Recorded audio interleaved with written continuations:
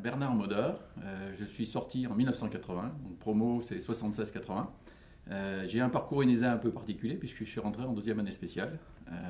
Pour ensuite, donc j'avais d'abord fait un DUT, ensuite j'ai intégré l'ENISE et je suis sorti de l'ENISE en 80. Mon parcours ENESA, moi, très sincèrement, je regarde un très très bon souvenir parce que avant d'arriver à l'école, venant d'un IUT, je me disais qu'intégrer une école d'ingénieur, ça allait être difficile. Ayant des passions pour la vie collective, j'ai beaucoup apprécié les traditions à l'époque et j'ai assez rapidement intégré cette vie à l'école qui à l'époque était vraiment très sympa. C'était pas le bizutage idiot qu'on peut entendre dans certaines universités. En tous les cas, moi j'ai beaucoup apprécié. C'était une manière très rapide de se faire des nouveaux amis dans sa promo et avec les plus anciens. Et ensuite, j'ai découvert une école moi, qui était toute neuve, puisqu'on venait d'aménager sur la colline. J'ai donc eu la chance d'arriver dans cet établissement tout neuf. Qui plus est, vu mon parcours un peu atypique, ayant fait un bac+2, je faisais partie de ceux qui connaissaient très bien les machines-outils, ces choses-là. Donc on m'a mis le premier sur les machines à commande numérique. Alors les jeunes vont se dire, la commande numérique, c'est un peu dépassé maintenant. Mais à l'époque, moi, c'était un vrai pied. Donc j'ai vraiment eu une scolarité très sympa. Et j'ai eu de bons résultats à l'ENISE, ce qui m'a, j'imagine, aidé ensuite pour trouver un boulot. Donc une très très bonne période pour moi.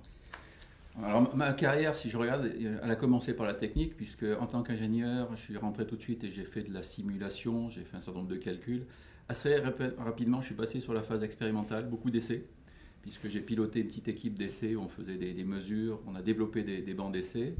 Ensuite, je passais au bureau d'études, donc toujours technique, mais assez rapidement, je me suis aperçu que moi, ce qui m'attirait, c'était le business. Et c'est pour ça que je me suis tourné progressivement vers le pilotage de projet.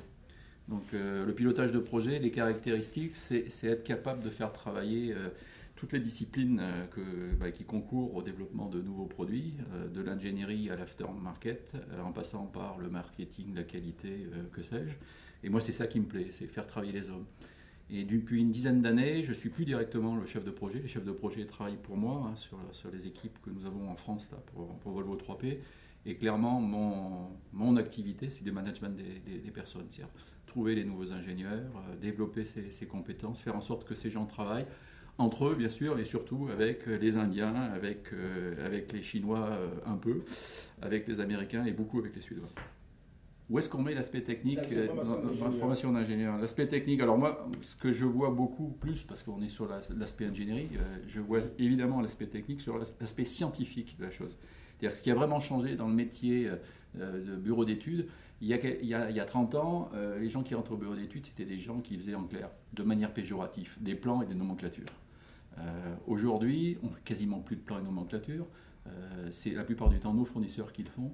Donc on est vraiment sur la phase de développement de concepts, d'optimisation de la technologie, et pour ce faire, il faut développer les outils scientifiques de compréhension. Je dirais l'exécution en elle-même du plan, du bureau d'études, c'est plus du tout ça. Donc il y a toujours des stations CAO, mais il y en a nettement moins que des planches à dessin de montant, et on est beaucoup plus sur la compréhension des phénomènes physiques pour développer plus rapidement. Il faut savoir que maintenant, par exemple, on est en train de sortir une nouvelle gamme de camions. Pour la première fois, on n'aura pas fait de vague de véhicules prototypes. C'est-à-dire qu'on aura directement conçu les camions en virtuel, on aura lancé les outillages et issu des premières pièces d'outillage, c'est ces véhicules-là les premiers que nous avons testés. Traditionnellement, par le passé, on commençait par faire des véhicules à l'atelier d'une manière unitaire et quand on considérait qu'on était mûr, on passait à la phase suivante. Donc on a beaucoup plus de phases en amont qui nous permettent de simuler les concepts, de faire des calculs de crash, de tenue de route, que sais-je. Donc beaucoup plus de simulation, beaucoup plus de calculs. Donc l'ingénieur qu'on va rechercher, c'est l'ingénieur qui est capable d'intégrer toutes ces technologies de simulation du véhicule. C'est plus tellement le bureau d'études au sens je fais des plans. Alors oui, nous recrutons. Alors, actuellement pas du tout, puisque depuis 15 jours on a fermé l'embauche, compte tenu d'une situation économique qui malheureusement est à nouveau incertaine, très incertaine. Le marché du camion est très affecté par l'économie générale. En plus, les marchés traditionnels de Renault Trucks, que sont l'Afrique du Nord, le Moyen-Orient, sont complètement sinistrés. Et en Europe, tout le monde a entendu parler de la crise financière. Donc on recrute de toute façon de manière traditionnelle régulièrement. Est-ce que les jeunes qu'on recrute aujourd'hui sont différents de ceux que nous étions à l'époque? Ça, c'est sûr, complètement différents. Moi, ce que je vois d'abord, c'est la motivation. C'est-à-dire, j'aime à rencontrer tous les jeunes qui nous rejoignent et leur poser la question pourquoi ils sont venus dans notre groupe. c'est très clair qu'aujourd'hui, les jeunes qui viennent chez nous cherchent à travailler dans une société internationale. Et Volvo, je pense, ne serait-ce que par son nom, évoque forcément une société internationale.